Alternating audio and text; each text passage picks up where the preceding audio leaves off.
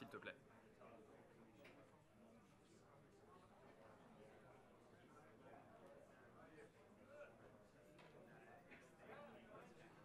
Là, va falloir attendre que j'ai fini ça parce que sinon on va peut-être bien.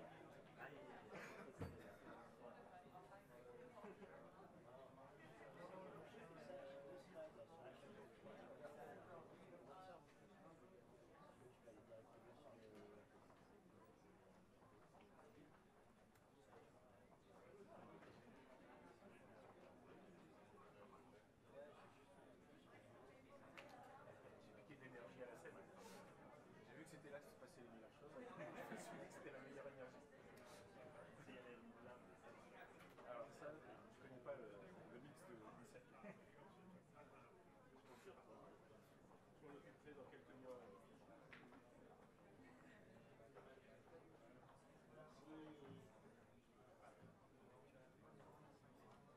Enyo?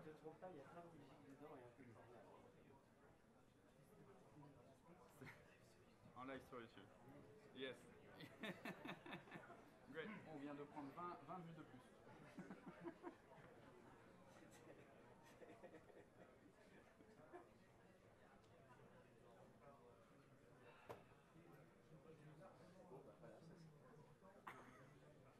Okay. Do I need this? Can I take this? Can I take this away? Sorry. Okay, folks, if we could start assembling. I brought my glasses.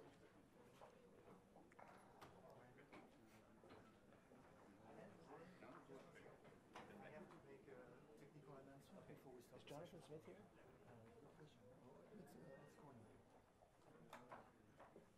Has Jonathan Smith arrived? Oh yes, here he is. Okay, beautiful. Mesdames et messieurs, quelques informations. Ladies and gentlemen, some. Donc, il est. At the end of this session, between 12:15, 12:25, there will be a visit of INSEP organized. We're limited to 30 persons. This will allow those who come from far away, who do not know the Institute, to get to know us. This is quite a magical place, so do not hesitate. At 12:15, there will be people from the National Institute of Sports who will be there and to help you and go around and visit the place, and after that you can go have lunch. This is the first thing. The second thing concerning the headphones. First of all, headphones should never leave this room, and when you leave the room, please put your headphone back on the main box there, so that they can recharge when you're not there, so that they'll be sure to work until the end of the day. Thank you.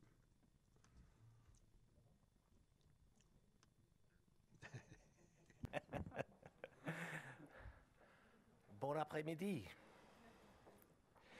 Okay, so can I ask, Julie is up here, Jonathan is up here, Alexis is up here, Aurélien is up here, Jeremy, there he is. Okay, great.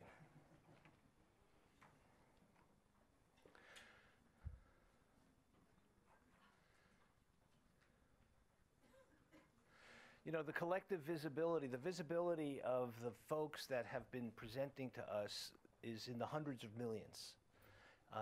Just to undescribed, I just want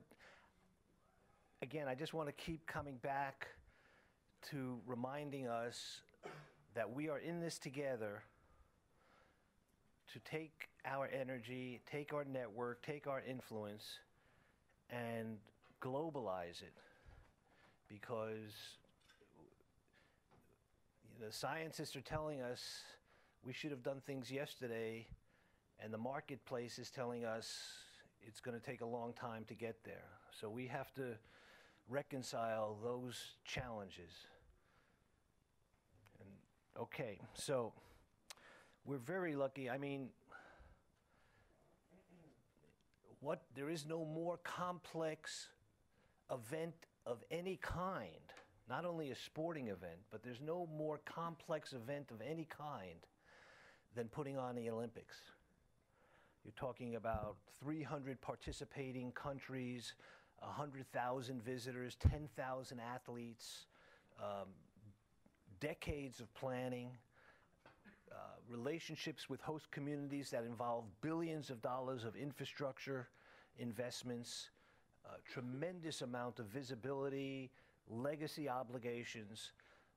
Really, the Olympics is an extraordinarily complicated endeavor. And the fact that they have now intensified their investments internally in resources to promote the UN Sustainable Development Goals and sustainability more broadly holds enormous potential for our mission.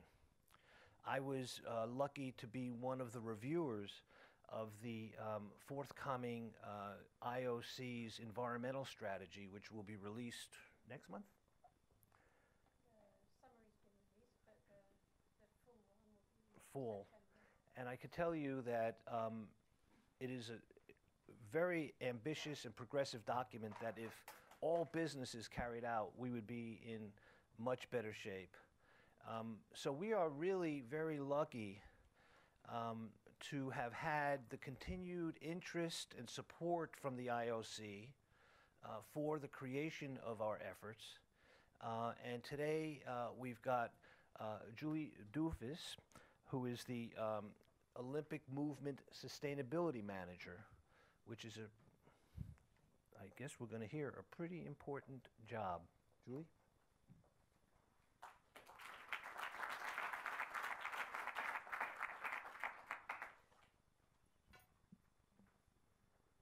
Thank you, Alan. No pressure. I will be speaking in English. I'm trying to learn French, but I'm learning fruit and vegetables at the moment, so I don't think that will help me very much. I started with a few slides. If someone would have told me 20 years ago that I would be standing here working in sport, I don't think I would have believed them. I started my life in oil and gas, mostly in Africa, where the impacts are huge, they're visible. And I was invited to work for 2 years on the London bid, and I thought, oh, that would be a bit of fun, you know, working on a home games. But I think I was obviously very naive because I didn't really realize how many impacts there are and how we can, through sport, change sustainability and change the way that we look at things globally. So hopefully in this room, together, we can cause a ripple effect throughout the world and make global change. So regarding the IOC, the Agenda 2020, which some of you may know, was really the burst that we needed. It was the roadmap for the future, and it was the stepping stone that we needed for sustainability. Sustainability was one of the 3 core areas, and it was really what we needed to push sustainability, not just internally, but with all of our stakeholders. So we had to break that down because the scope is huge, as Alan said, and we really had to understand what influence we can make and where our stakeholders are. So if you look at this diagram, we've got the IOC as an organization, we've got the IOC as the owner of the Olympic Games, and then we've got the IOC as the leader of the Olympic movement. And we had to create missions for not just now, but for the future on how we change all of these 3 spheres.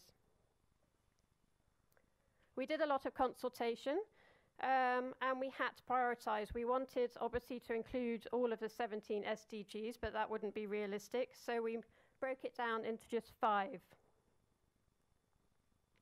So the 5 that we're going to be concentrating on is the development and operation of our indoor and outdoor venues, the sourcing and resource management, looking at the whole life cycle and the cradle to grave of all of our products, the mobility of not just the people, but also all of our freight, because we have to freight everything all around the world. The workforce, so the working conditions and the lifestyle of all of us and all of our partners. And the climate, so climate change and how we manage to live in the adapting climate world. So regarding our strategic intents, this is where we hope to be in the future. We hope that the IOC will be a role model for sustainability. This covers, obviously it's not just our office, we've got the Olympic broadcasters, we've got the museum, So everything we have to do, we need to start at home. So we're looking at changing all of our supply chain, our bid process, our transport, our freight, everything. We're starting to make that change to really embed sustainability into it. We've got the Olympic Games where we manage collectively the Olympic Games. So we're changing the way that we manage it. We're being a lot more supportive. We're being a lot more guiding for the OCOGs. And I actually worked in the London and Rio OCOGs. So for me, I think to have the IOC as more of a supportive role will be fantastic for the organisers. And then we've got the Olympic movement. And here we want to, we have less direct control, but the impacts can be huge and they can be global. So we really want to guide, support, assist, recognise everything that all the Olympic stakeholders are doing. So when we talk about Olympic movement stakeholders, this is who it is. We've got 70 international federations, including the recognised. We've got 206 national Olympic committees. And then we've got everyone associated with that. So it's a huge global audience, and we have really the ability to inspire change and touch the world.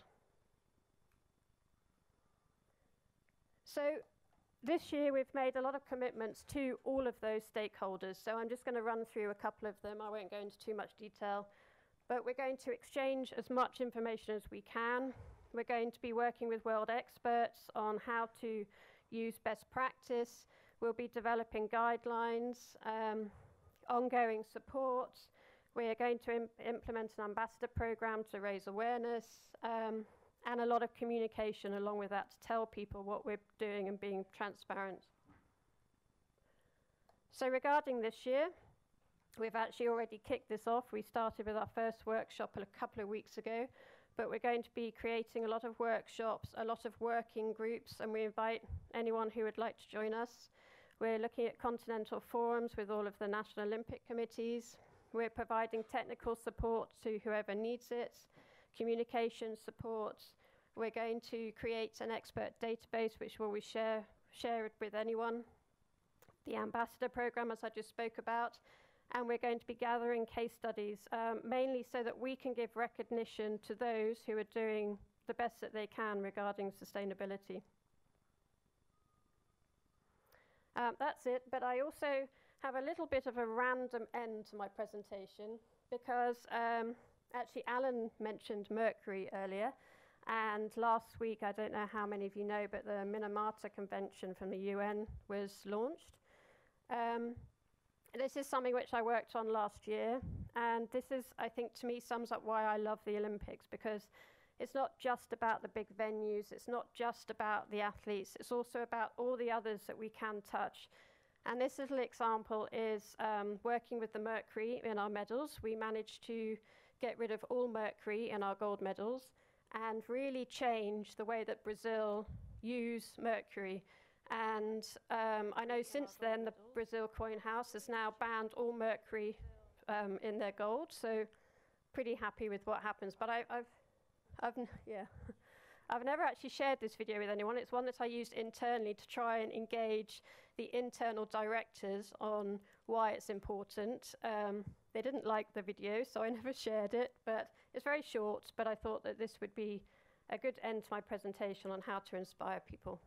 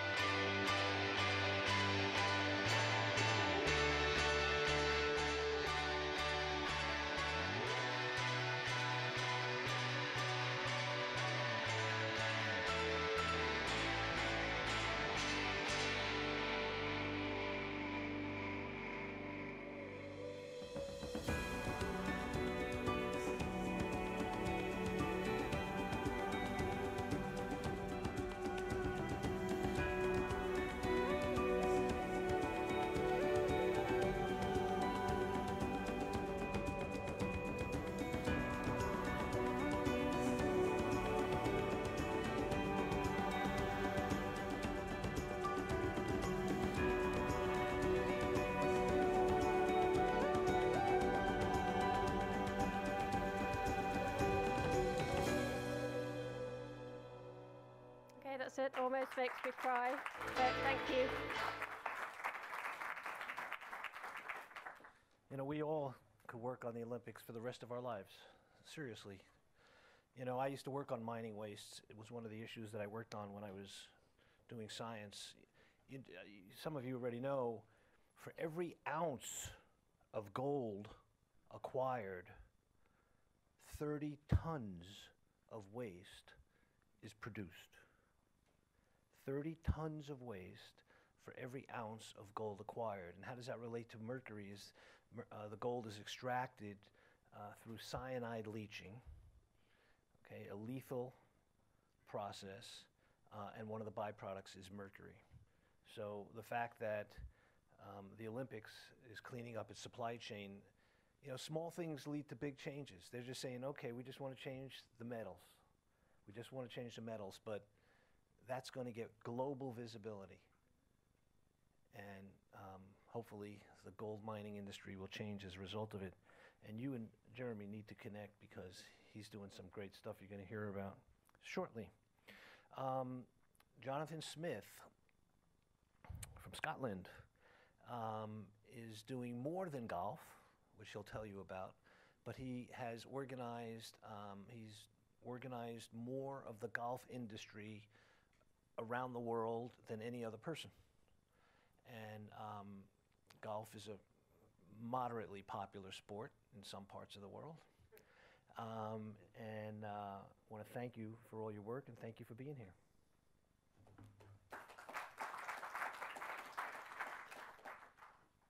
Thank you very much, Alan, and hello everybody. It's great to be in Paris again. Last time I was here, I think it was another sport and environment event, so it's nice to be back and give you a little bit of an update on what's happening in the world of golf, the big good and the big bad world of golf. Currently played in 206 countries around the world by 80 million people with a fan base of around about $250 million, $150 billion industry, 34,000 facilities, hundreds of professional tournaments, and hundreds of new projects, new resorts and developments currently in planning or construction. And depending on how you look at golf, it's either a great asset for people and communities and the environment, or it's a vandal and it's a problem. And the sooner people stop building golf courses, the better, depending on who you speak to. And that's really the world of Geo. We engage very closely with the golf industry, but also are trying to bring a credible, long-term, cohesive approach to sustainability, to move the industry forward from one that is seen, often not in a great light, to one that can genuinely stand up and say it's a force for good and a positive force in society and sustainability in the future. For our part, Geo is a relatively small organization. We see ourselves as a catalyst. We sometimes describe ourselves as a caddy, which is a golfing metaphor for the person that carries the clubs and lets the player play and score better. So we set ourselves out in that ethos to support the industry firmly but fairly, openly and honestly in our dialogue with the golf bodies that we work with three main goals. To strengthen the social and environmental value of golf. That's very much to do with the performance of the industry. It's not perfect. There is room for improvement. There is room for more nature. There is room for less resources. And there is room for more social value from this sport. So our fundamental purpose, our starting point, is performance of the industry and how that will evolve over time. From there, if you're walking the walk, then you can start to talk the talk. That's a process that we believe in firmly. So how then can golf facilities in communities, tournaments at a high level, and golf developments in their investments into infrastructure in certain key locations and countries around the world champion sustainability in front of those audiences on the ground and through media? And we're very excited about some of the work that we're now doing as we evolve the organization to become a conduit for sustainability through golf. That was always part of our mission, not just in the golf industry, but through the sport. So whether it's through Geo or the associations that we work with, how can golf multiply other social and environmental benefits through the sport? there's 4 key things that we do as an organization. We spend a lot of time researching and innovating, so looking at the Sustainable Development Goals, looking at regulation, looking at trends in environment and sustainability. And we try as best we can to build those into industry solutions, so custom-built, bespoke solutions for the golf industry. And before we embarked on this, we did really quite a big situation analysis to see if ISO 14001 or other schemes, other systems that were out in the wider world would actually gain traction in the golf sector, or was the golf sector a little bit too much in its own bubble, culturally quite specific and technically quite specific to warrant the development of industry solutions. That wasn't something we did lightly, but we started that process about 7 years ago, and I'll show you where we've got to. Solutions are only useful if people use them. So we do spend quite a lot of time not directly engaging ourselves. We're not a big communications organization, but empowering others, golf associations, greenkeepers, golf architects, national federations, governing bodies, to start advocating, start talking about sustainability in a meaningful way and pointing to people towards solutions, towards help, so that they're not just left hanging. So we do communication support and engagement support, I guess, rather than doing it ourselves. And then one of the key things that we wanted to do was over time be able to measure, report, and communicate golf's outcomes, because we thought the world might treat golf with some skepticism if we didn't produce the evidence that this sport is improving its performance and delivering more value. So what does that look like? What are the metrics for an industry like golf? We've done quite a lot of work on sustainability metrics. We're a very collaborative organization. This is one of our sort of greatest strengths and also one of our biggest challenges because it's a very diverse sport with literally hundreds of different associations spanning a whole range of different parts of the industry. But we are seeing the sort of nucleus and the development outwards from a nucleus of organizations sparking interest and activity in other parts of the sector who then want to bring that back to the platform. So there's something maybe we'll talk about in the discussion about how you hit some of those tipping points in a sport where people actually want to work together rather than maybe the human instinct of pulling apart and creating your own thing. We're at an interesting stage at the moment with regionalizing, so we're really into rollout and scaling up phase at the moment, and our key audiences there include the national golf federations. So we're taking the messaging and taking the tools out into a fully regionalized model, so translated, completely customized to deal with national legislation, etc., and then something that is effectively co-owned by those stakeholders, and they can take it out as their sustainability solutions plugged into their sustainability strategies. So it's quite an exciting time in terms of the countries that we're now working with. As I mentioned, around that, always trying to stay contemporary and stay up to date with the latest in thinking and credibility. We spent a long time, and the industry has spent a long time talking about sustainability. And it has actually taken about 7 years to boil sustainability down into something that we are now, GEO as an organization is very comfortable with, and it seems to be getting traction both within the industry and outside. It's quite a lesson, actually. If I could go back and do it again, we would do it very differently in terms of how the industry identifies sustainability, because that's a really important part of it. Otherwise, everybody's talking about doing something, but they're all defining it differently. And this has been quite a watershed now.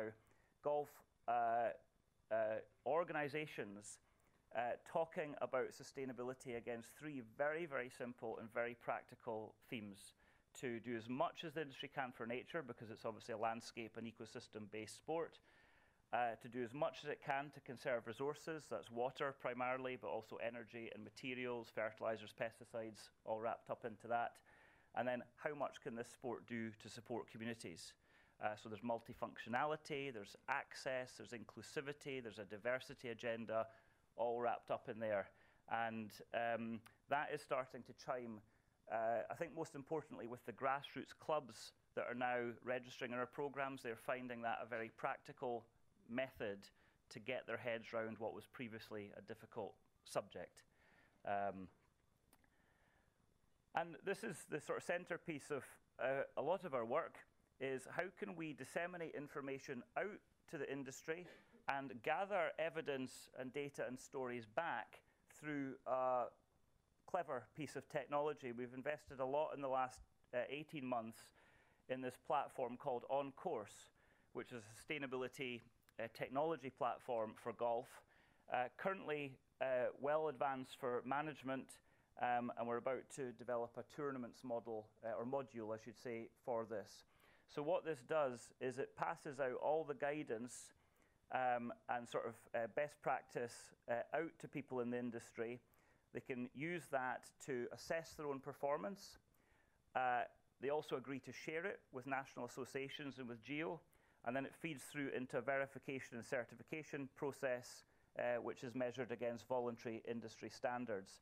So it's a little bit of a sort of continual improvement model, but all the while it is building data and stories into a database. And as I say, it's regionalized country by country. So at the minute, we're working with 8 countries to create On Course Sweden, On Course Italy, On Course Portugal, et cetera, et cetera. So we're really quite excited about that as a powerful place for outflow of information and inflow of information.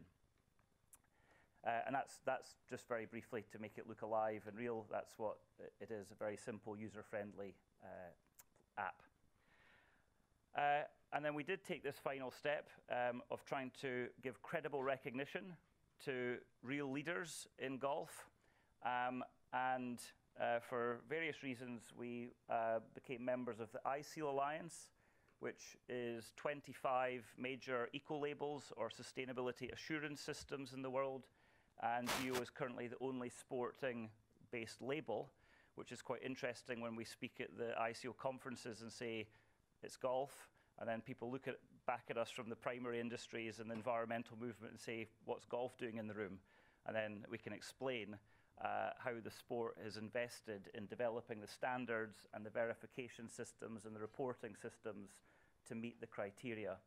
And this has been a big milestone for the industry in helping move organizations that would not speak to golf, would not be associated with the sport, to see that golf actually might be quite relevant to sustainability in a good way and not just in a negative way. And so we now have over 1,500 golf clubs participating in this, a small number of showcase golf developments going through the program, and we're road testing a certification module for tournaments at the moment as well. So there's a suite of labels that are built by golf with a wider stakeholder platform, and with sustainability reporting coming out of those, all of those entities. This is something for the future, but it's something we've developed because obviously climate impacts, whatever you're doing to reduce impacts, there's an unavoidable impact often. So we have, with a number of different partners, developed this climate fund for golf with the gold standard in Geneva. And we're currently engaging, for example, the international golf travel market, 2 European tour events. We're speaking to Ryder Cup in Paris, actually, for next year, to utilize this as the means, the wrapper for credible climate mitigation from those events. So again, something that can be branded as golf's climate fund.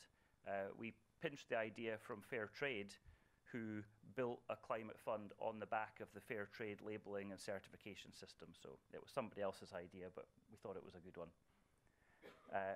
And then outcomes, we're seeing quite some interesting tipping points now of industry adoption.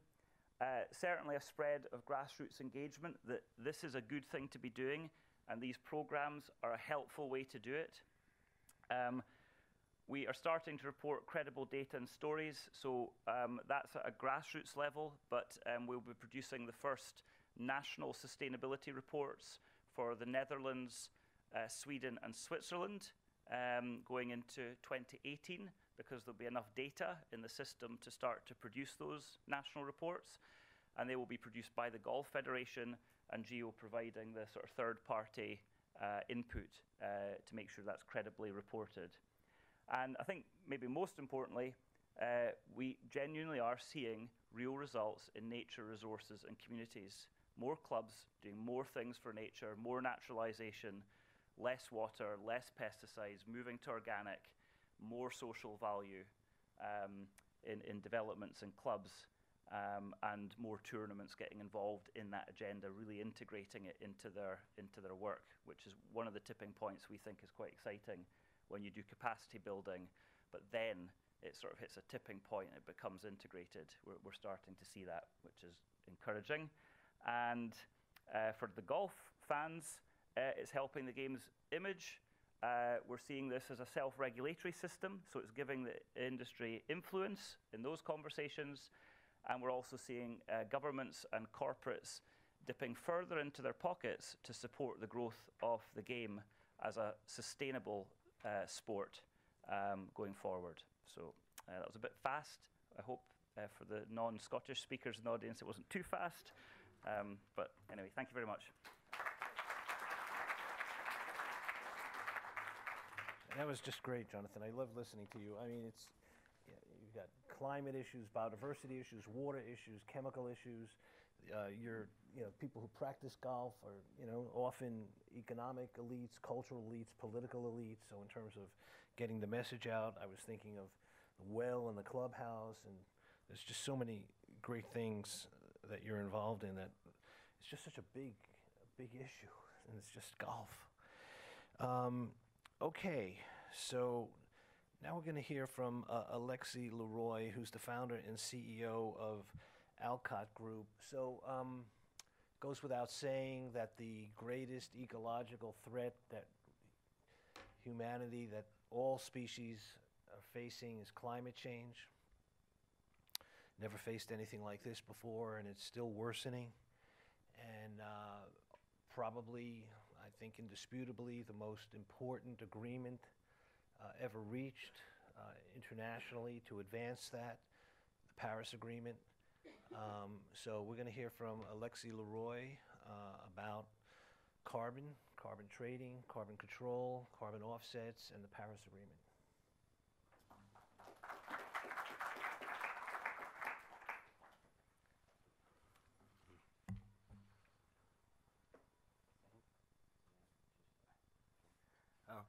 Bonjour à tout le monde. Hello everybody. I will do that in English. Yes, that's how we're doing. So I was invited to give a short brief on the Paris Agreement and the impact with sport and carbon, as Alan said, because it's been one of the most revolutionary things we had, and it's going to have an impact on the everyday life and naturally in sport. So as you all know, the climate change and the awareness started really with the Kyoto and gradually with Paris.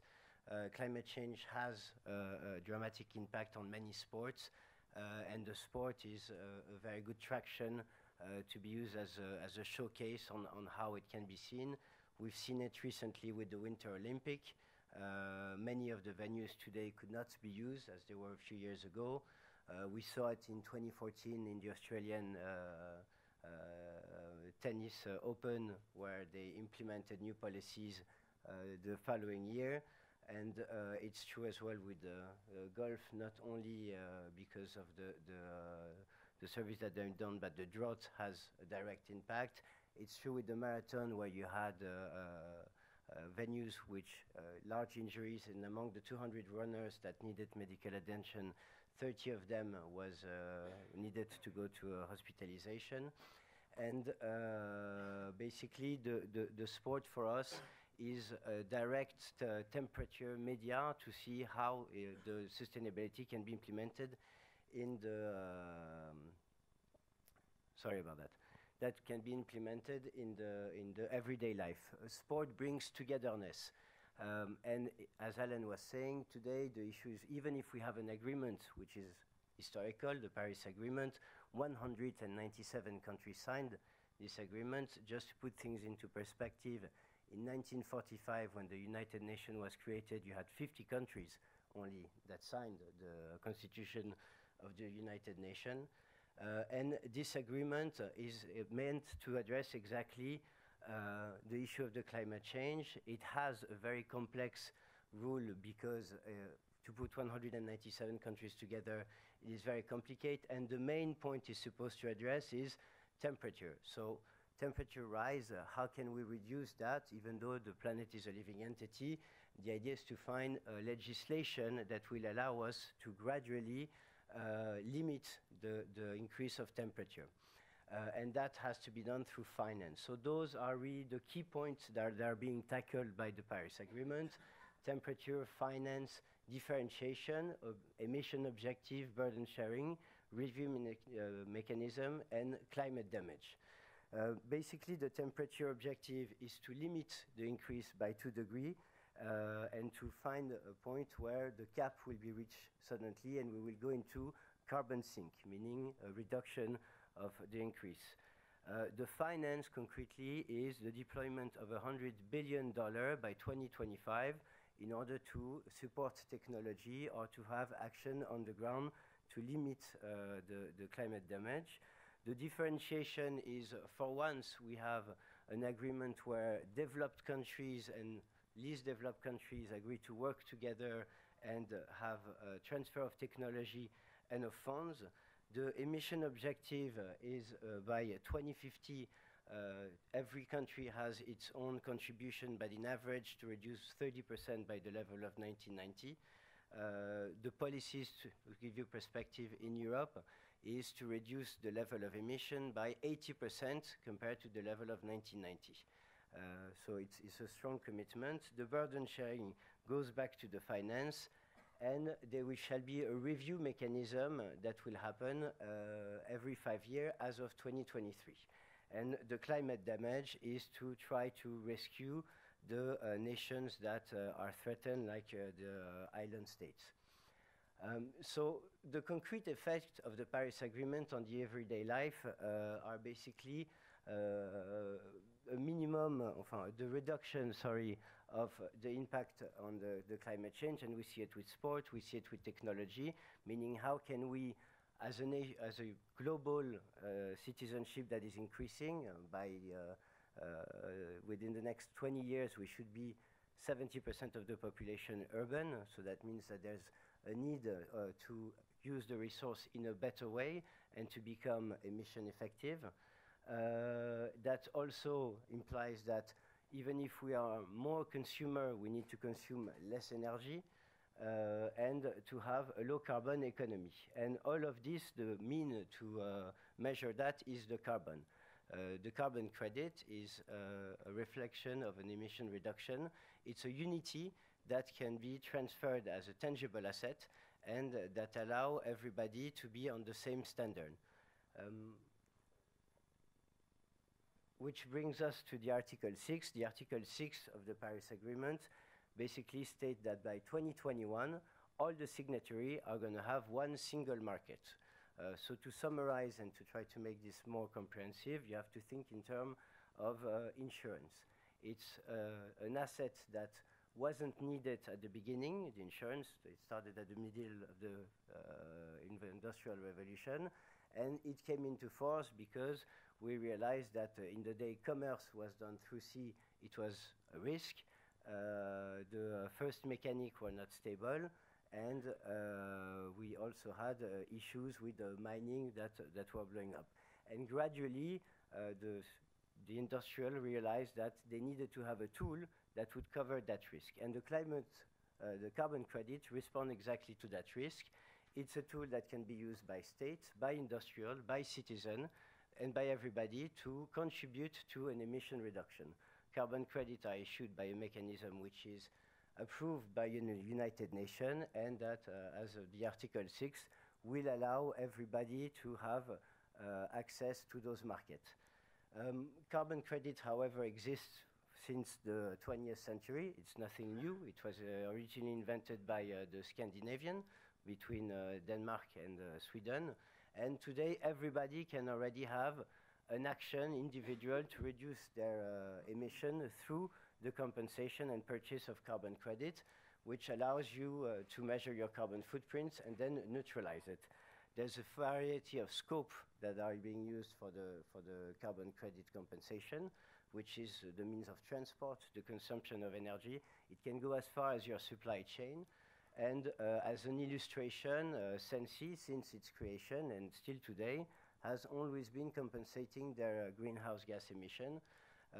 We will invite you as well to give us where you're coming from, so we can compensate today's assembly. We did it previously in Munich.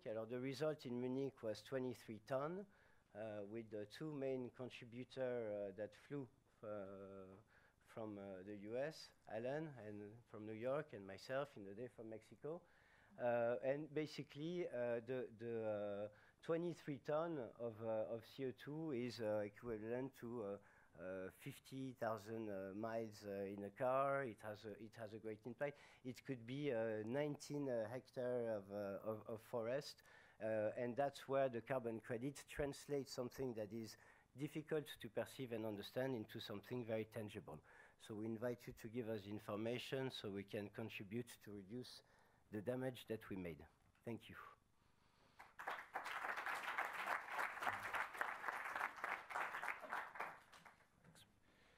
Last week, I had lunch. I had lunch with a couple of managing directors of a large global bank, and the reason was because they want to create in their bank what they call a green bank, and the reason they want to do that is because some of you may know a report recently came out that said in order to meet the Paris Agreement temperature goal of 2 degrees Celsius, $54 trillion worth of new investments need to be made in order to change our infrastructure to a manufacturing or production sector and operations that could meet the Paris Agreement. $54 trillion worth of new investments in order to meet the Paris Agreement.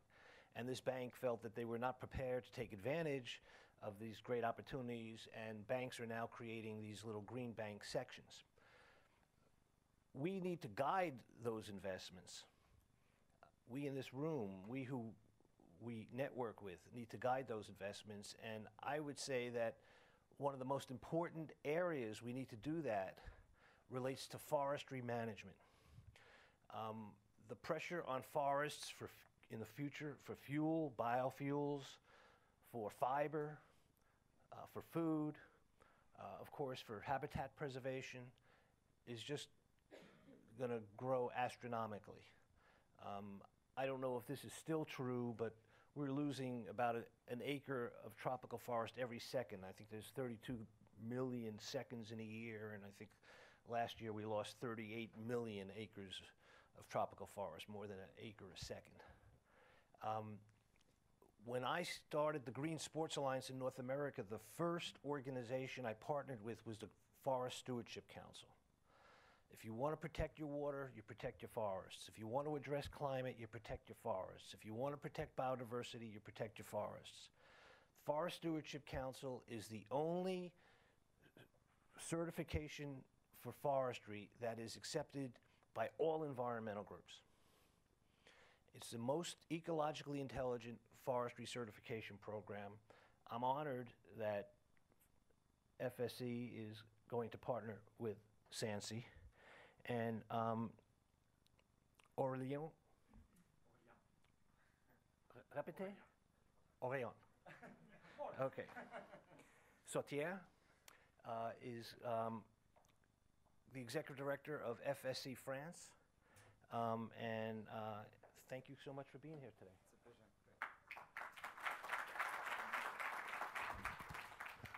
Well, I prepared this in English, but as I saw that some people can speak in French, I prefer to speak in French. If you don't mind, it will be easier for me. Exactly. Okay, then try to explain what is FSC. As you said, FSC is talking, and thank you for the... Merci pour la transition. Et comme tu as dit... Thanks for that segue. the FSC talks about forests. I have one question. Do you know the FSC? Did you know it before coming here? Those who knew about the existence of the FSC, honestly, did you know about it? Ah, not bad. It's too many. There are two FSC people here, obviously. Luca and Mayas, if you want to talk to them, they are here today. Okay, so it seems that many people here have heard of the FSC, or is it because someone spoke of it earlier? At the FSC, we indeed talk about the forests. But when we talk about the forest, what are we talking about indeed? We're talking about significant impact of man, 13 million hectares disappearing each year in the sports world. We can think of, let's say, a football field disappearing every 2 seconds. And in this forest, we have 2/3 of the Earth's biodiversity. That's what you have in the forest. So you can imagine the impact on biodiversity. So, of course, forests are at the heart of this issue. There's biodiversity in this and in environment. And we think of nature when we think of the forest, but we forget the people. There are 1.6 people who depend on the forest for their survival. That is, for gathering, hunting, for wood, to heat and to build things. And obviously, you know, as 7 billion inhabitants on this planet, we also depend on the forest for our very survival. So the FSC is a global certification system for forests, which takes into consideration social, environmental, and economic questions. These are the pillars. At the Rio de Janeiro conference, we were there. And so we are working with coordinating these environmental, social, and economic things, because some people would have a tendency to say the FSC is an environmental organization. We are at the crossroads of these 3 aspects of sustainable development. So FSC certifies forests overall, and of course we take into consideration the trees themselves, but also biodiversity and what we call the chain of control to ensure that when it's an FSC certified forest, there are industries there. What you get on the tables in restaurants and in markets comes indeed from these certified, FSC certified forests. So when we talk about environmental issues, there are economic issues. It has to be an economically viable forest in terms of management. And again, if we are working on environment, I don't know if we're doing this for the planet, but before the planet disappears, humans will disappear. So humans are at the heart of this management of the forest and sustainable development in general. So the FSC, I really liked Didier's statement on co-construction. It's very democratic. At the FSC, we're not in this co-construction. We have 1,500 members, but we want active participation of the stakeholders with governance based on these 3 pillars of sustainable development. Here we have environmental actors, players. We talked about the ones supporting the FSC, the WWF, and even Greenpeace, which does not support many organizations, but it does support the FSC. So this is a real strength for the SFC in terms of its credibility. We also have, in the economic area, we have 2 well-known companies who use FSC-certified products. And in the social sphere, we have, let's say, the Khoika people or the Haida Nation in North America, and unions as well. Here you have the union of our president, bottom left. So you have social, economic, and environmental, and together they improve the FSC system. So FSC, what is it? I'll try to answer this. We are an international organization. We're on 4 or 5 continents. We have over 800 members, and I gave you some. We have 800 members at a global level. We have 170 staff members working throughout the world. We have 45 national offices and regional offices. These national FSC offices are continental with a director for each. The figures are not up to date because things are changing very fast at the FSC. Too fast because the teams have to work to keep up with the changes, but that's a good thing. So we're at 145, 184. You see, this is the number of hectares FSC certified. We have many companies that have been certified with regard to their activities. And economically, we do have a certain clout and importance, which is non-negligible for development of responsible development of forests and responsible management of forests.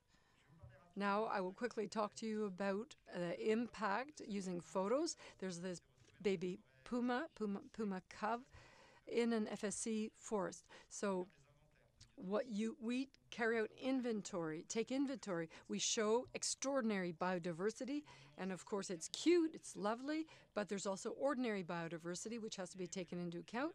We have to estimate where this biodiversity is and have forest management that will minimize impact and provide sanctuary, create sanctuaries in certain areas for animals or for building, etc. That's one thing. The first thing, environmentally speaking, that's quite typical.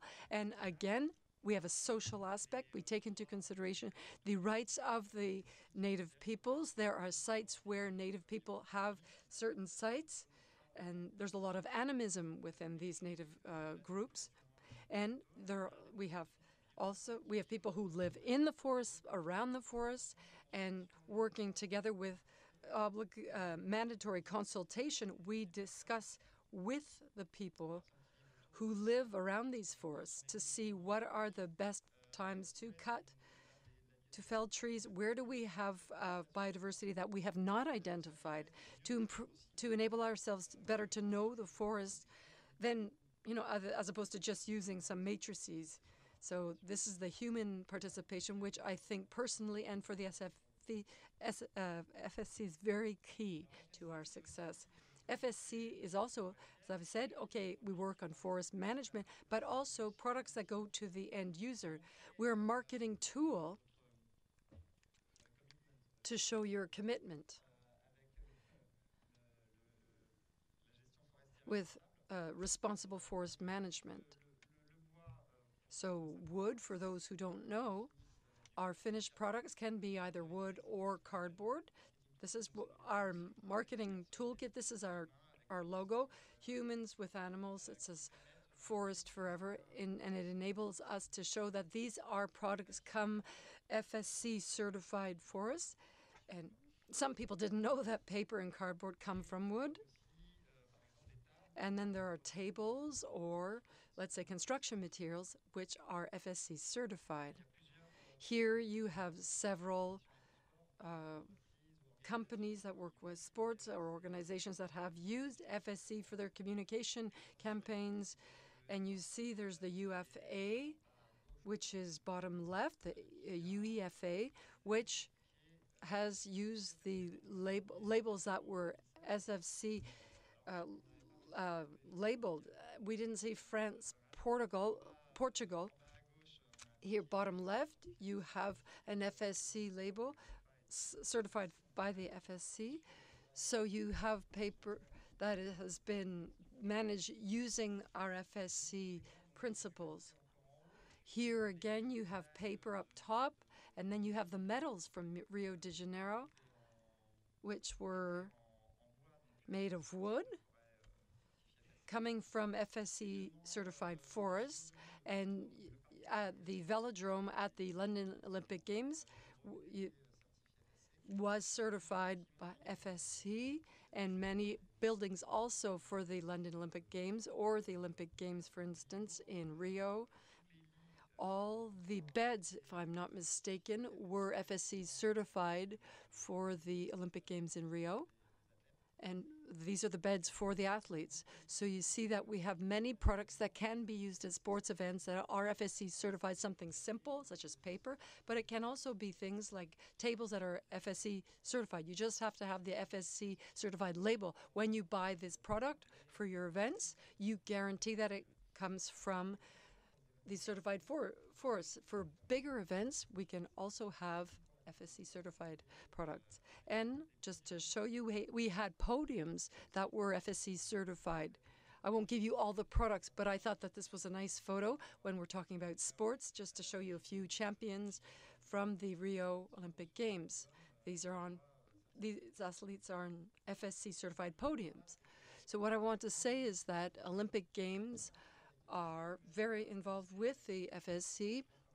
We started with the label, and I think a lot has to be done by the sports world to develop this, whether it be with the FSC or else. There's also the grants. Of course, what we buy has an impact on its origins.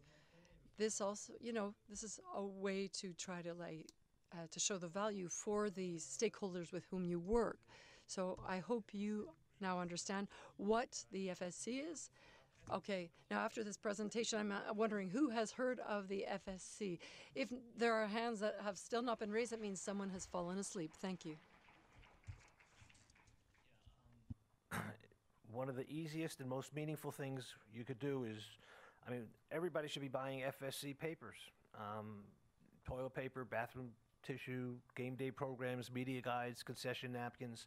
There is another forest certification program that was invented after FSC came out, and it was invented by folks who did not want to do FSC, and it's called SFI, Sustainable Forestry Initiative. And if you go online, you could find a website called Don't Buy SFI, because biologically, it does not have substantial value compared to FSC. So this is one of the things, I think, understanding and identifying better practices and distinguishing among better certifications is one of the things that we need to help each other with. So again, if we could get the whole sports industry to buy FSC, bravo. Okay.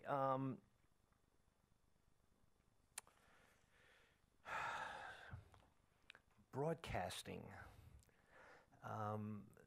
Again, just underscoring the diversity of sectors that sports touches upon. I started to do some work as an advisor to ESPN and to Disney and to Fox and Warner Brothers, Fox Movies, not news. It was always so frustrating that they never let me near the production booth. There was just no way that I could deal with their paper, I could deal with their energy supply, but when it came to ecologically preferable production, they wouldn't let me near them. Jeremy Mathieu with BBC has, with his colleagues, created a certification program for environmentally intelligent broadcast procedures. Another example of how we can infiltrate so many different sectors with our work. Jeremy?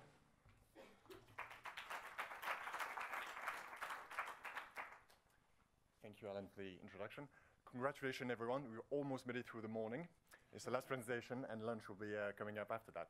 It's been fascinating this morning just to see the breadth and the range of stakeholders involved in the whole of the sports sector. It is truly a very broad and big sector and a big endeavor and a big project that the SandSI have put together. So it's really inspiring and really great to be part of this. I'm going to talk about one of the stakeholders within the sporting world.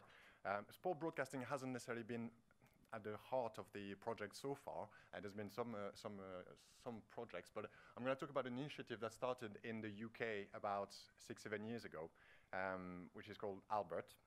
And I'll tell a bit more about that, but about how can we take the whole broadcasting industry, the film and TV industry, and make it sustainable, both in terms of reducing the impact, in terms of imagining what a sustainable industry looks like, but also crucially, how do we engage audiences across all the different types of production. Just a quick word about myself. I'm one of those French people living in London, so this is why I'm doing this in English. I started off my career as a sports producer for ESPN and companies like IMG as well. So my first big sort of career for about 10 years was making TV programs about sport.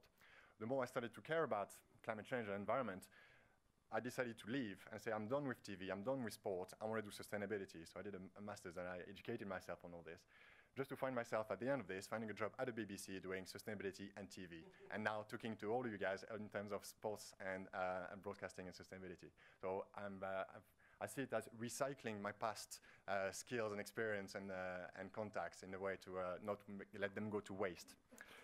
Quick word about Albert. What is Albert? First of all, Albert is a collaborative project. We're very, very keen on that. It started off as a tool, as a carbon calculator that the BBC created about 7 years ago, but right away we wanted it to be for the whole industry. We wanted it to be a collaborative project. So we turned to BAFTA, which is a sort of pan-industry body in the UK, very neutral, and we invited all the broadcasters and production companies to all come together, pay a little bit of money in the pot, so that we have a budget to employ people full-time and to make all of the tools available for free to the end user. This is something that's really important for us. Everything that we do has to be for free for the people on the ground using the tools. The funding members are still very much involved. This is a way also for us to get reach across the whole industry. And it's going so well that we have more and more people asking to be part of it, and we created last year another level of membership, affiliate members who pay a little bit less money but who can also get support and can get access to some of the tools, but also can be part of it. We are reaching almost, with a bit of data, about over 4,500 people using the tools in the UK from 450 organizations. And again, that's growing year on year, increasingly. And just to make a small link, if I can mention it, Formula E was sort of putting tendering documents for their broadcasting rights. And as part of that, they included some sustainability criteria for their broadcasters. And all of a sudden, we had 3 companies coming to us, asking us, how can we be part of this? How can we become more sustainable?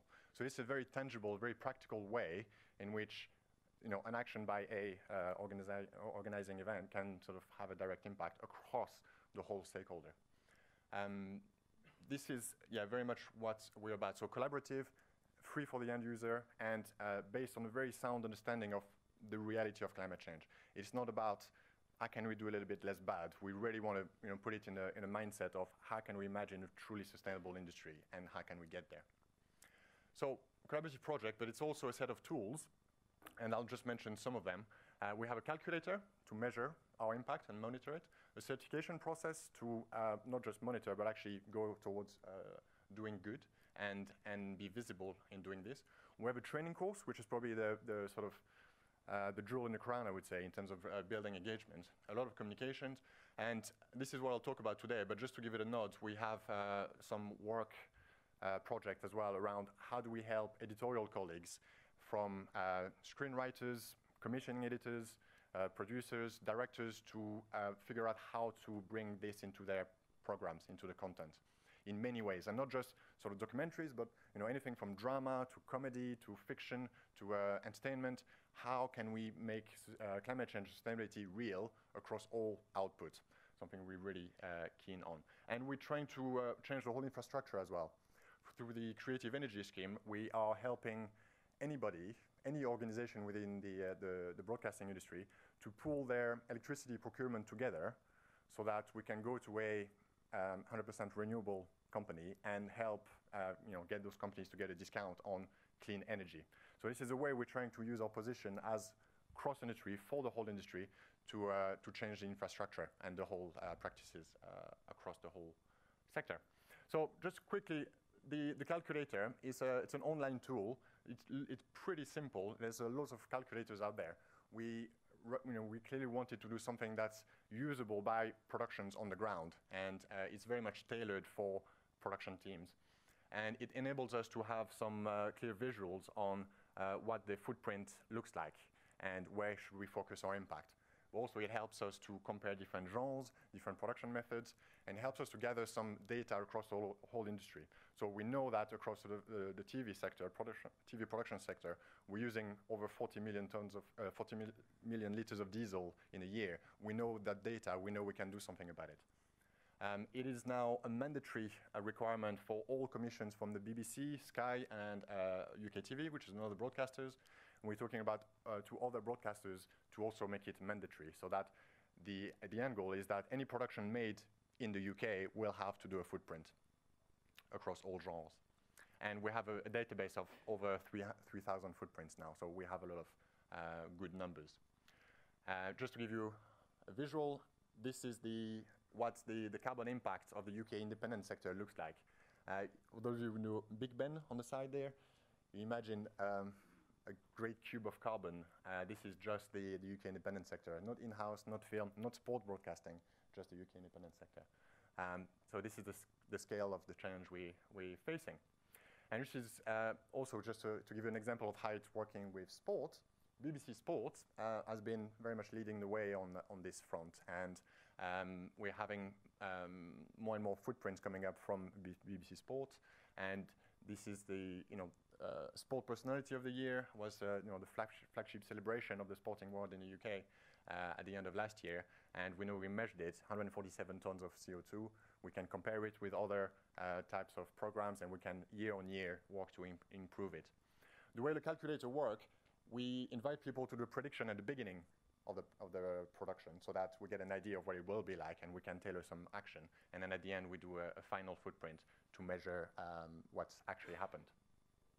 So it's great to measure, it's great to have this data, but obviously it's better if we do something to reduce it, which is why we created a certification scheme, which is based on the same software platform, so it's the same website, but it's voluntary at the moment. Very simple to use, a set of questions to guide action. The three pillars underlying all those questions are carbon reduction. We need to actually reduce the carbon impact, embedding best practice through all the aspects of the production, and importantly, communicate and engage with all stakeholders. So it's a way of not just sort of doing our bit, but being advocates for it. We the logo Albert Sustainable Production Certification. You can see it. We put it on the end credits of the programs that have been certified. This is one way to communicate to our audience. This is a way for the word sustainable production to be in people's living room, on their screen, on their phones, all the time. Tell them who Albert is. Albert, I forgot to mention that. Albert, why is it called Albert? There is no reason it's called Albert. We really need to come up with a very sort of interesting and sexy sort of origin story, but we needed to call it something at the beginning. We had carbon calculator for TV production, which was not really sort of, it was a bit of a mouthful. So someone came up, was like, let's call it Albert, and it stuck. We tried to change it a few times, but now people like it, people know it, and it's Albert. And so I quite like it now, got used to it. So yeah, thank you for reminding me. So there's the logo that is going on air. Now we're doing a bit of research with the audience. Now, increasingly the audience recognizes it. This is a way very much for us to be directly talking to the audience. With the BBC, we're targeting the sort of high return shows like BBC Breakfast, Coronation Street, all the soaps on ITV, all the programs that go on air a lot have high volume. We're trying to get them so that it's going on air as much as we can. Different genres have been using it in sport as well. BBC Sport has done the first couple, and more engagement on doing more and more certifications in the future. And how to achieve it through doing green memo, engaging with the venue, engaging with all suppliers, low emission cars. It's very much the process very much clear in the scheme. The biggest impact that we've had, I would argue, is through our training course. We created a training course about a year and a half ago, and it's a one-day training course based on a carbon literacy standards that, again, coming back from Manchester, a lot of relationships to Manchester today. And the standard is very much on the one-day course. We spend the whole morning teaching people about the climate change fundamentals, the reality of it, the science, what can we do at home. This is a way of not talking to people as employees, but as human beings, which doesn't happen a lot in a workplace. What's happening in terms of policy, what's happening in terms of the business trends. And the engagement that we had through doing this again and again with all types of people from across the industry has been fantastic, because the level of awareness, the level of knowledge to start with on this issue is really low, as some of you might be aware. So by taking the time to really talk to people about the reality of climate change and have the whole emotional journey of feeling a bit shit about it, to be honest, because it is pretty depressing when you look at the reality of it. But then spending the whole rest of the day, the afternoon, talking about how can we make a difference in terms of production? How can we really connect to the solutions? That everybody feels, leaves empowered. And we've trained, I think it's about 1,500 people now, about half of it at the BBC, half of it across the rest of the industry. We offer it for free 1 day a week to anyone who is interested in the industry. So that's a way of really making it available for everyone. And I would say we've had anyone from runner or the lowest level all the way to CEOs and managing directors and leadership people. And we really are seeing a massive difference in the way that people engage with the topic, which makes it easier to bring in the certification and everything else after that. So this is one that's very much based on sustainable production, but we also run courses for leadership, which is more strategic. We have courses for editorial teams. We have courses more tailored for sport as well now. And again, BBC Sports leading the way. We've had almost 60 people now, and we are hoping to get much more. We have more dates scheduled. Some of the feedback that we get, eye-opener. The one I really liked is the one at the end here, a senior producer saying, it made me realize I'm not alone. We have a lot of people working in this industry, caring, but not feeling that they can bring their care to work. And it's a way of saying that you're not alone. You can be part of something here. And we have a website with lots of, obviously, all the best practice in terms of sustainable broadcasting, tips, case studies, all sorts of other stuff that we do. And the last thing I want to mention is it's very much been a UK project so far. But because we've had demand from other countries, we created my role now where I work to build the international side of the Allcot project. So it's about packaging all of this and making it available for other countries. We're already working with broadcasters in Holland, with a film commission in Vancouver and Dubai, and we are having a lot of conversations with other bodies. And so I'm really curious and interested to see how we can collaborate with SandSI to bring sport broadcasting and to raise the standard in terms of what we can do to make it more sustainable. So I look forward to the rest of the day and talking to you guys. Thank you, Alan. That's great. Well, you got 30 countries here. Génial, on a 30 pays ici. C'est compliqué.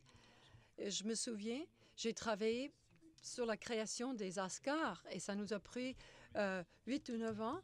On a utilisé au début des générateurs diesel et on a commencé à changer ça. Donc le changement, ça prend du temps. Avant de prendre la pause déjeuner, j'ai 2 choses à dire. D'abord, c'est pour vous remercier et je vous demande de vraiment reconnaître ce que vous faites. La plupart des gens dans le monde n'ont pas l'occasion de se rencontrer sans être rémunérés pour voir comment vous pouvez guérir la planète. Nous avons très peu de ressources. Nous sommes ici pour sauver l'atmosphère, les océans, les forêts. On veut voir. But somehow or another, we're all here thinking that we're going to do this. We believe in this. Comment on dit psychotic in French? I mean, either we're just incredible optimists or we're psychotic. But I'll just say this, these are big problems, and when you get before your maker, she's not going to say, did you solve global warming? Did you save the oceans? She's going to ask you, how did you spend your time? What did you try to do? So because these issues can be very, very sad and difficult to deal with, but we need a personal ecology, as Rick and I were talking about before. We need to be able to keep doing this, and we need to bring more and more people into this. So don't let some of the facts get you down, and I just want to acknowledge all of you for being here. Then I also want to say that we're going to take a photo with evidence that and it's going to happen right outside, right before lunch. No, it's going to happen right inside, now. Right here. All right, right here with this sign. So if you would amble up to the front, and then we will be back from lunch at 13:30. And I do have a couple of technical information once again. So first of all, the group photo is here. Then for those interested to visit INSEP, you go with Leslie and Jean-Baptiste, these 2 people there. You have a 30 to 40 minute visit of INSEP, our national institute. please leave your headsets in. Thank you. And once again, for the dinner, you have to give us your names as soon as possible. Thank you.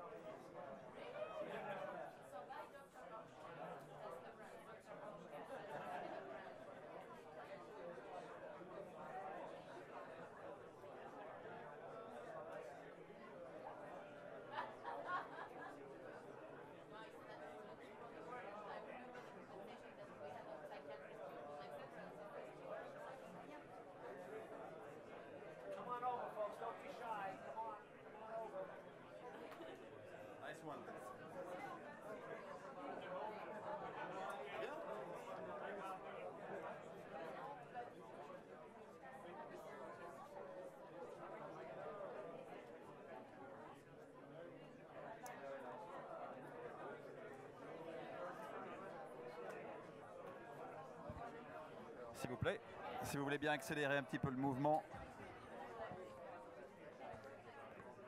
If you don't mind getting a bit closer to the stage, please. Si. Non, toi non, mais oui.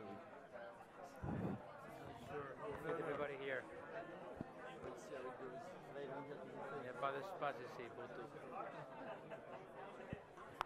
If I can ask those that are right before the stage to kind of clear the area, please. Neil.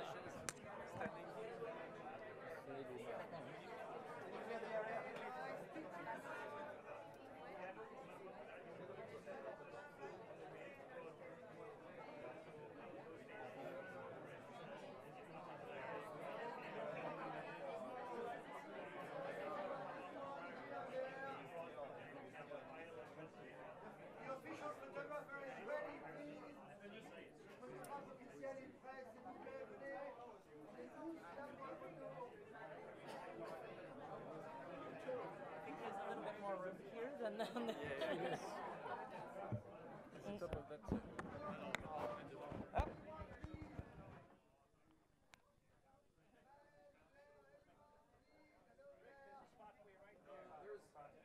tall, I can go in the shade.